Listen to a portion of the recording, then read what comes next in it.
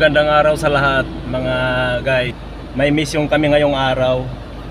Pupunta kami ng East Avenue kasi magdo-donate kami ng dugo.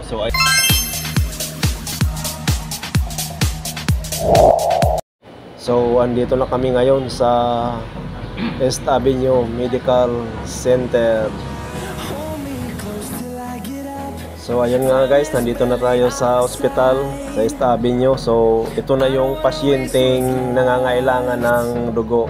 Dudugtungan pa natin ang buhay niya sa pamamagitan ng inodonate natin na dugo sa kanya.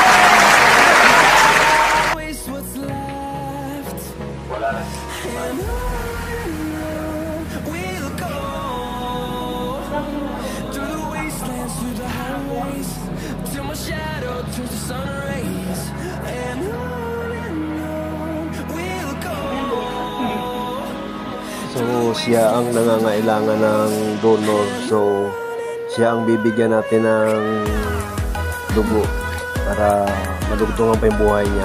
So ngayon pipila muna tayo para i-BP pa lahat ng ano natin, kung high blood ba or low blood.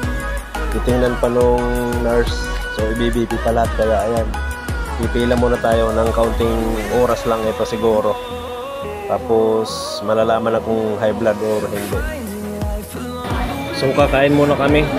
Hindi pa kami nakuhaan ng dugo. So pila kasi napakatagal, gutom na kami. So kakain muna kami ngayon. Kasi si Joy dumaan lang dito eh. Susunod kami doon. Ha? Mahal, ilagay mo muna yung tray mo doon sa kabila. Yung takpan si Bolo. Tatakpan mo yung kagwapuhan ni Bolo.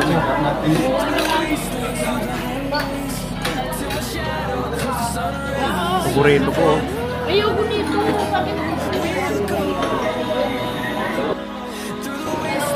Ang dalawang bag daw ang kinuha sa kanya kasi siyempre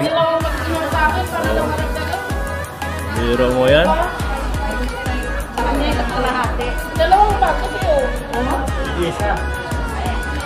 Kalapit sa braso, kalapit sa paa. Kasi medyo sabi ka na daw, kaya daw bumatuloy. Oo nga. Ayan nga mo ang siya. So tapos na kami kuhaan ng dugo.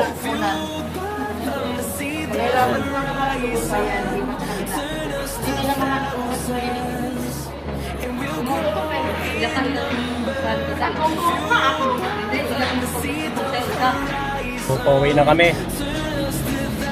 Nakapag-donate na kami ng dugo. So ayan na. Tapos na, inabot kami ng 5 o'clock. Pauwi pa lang.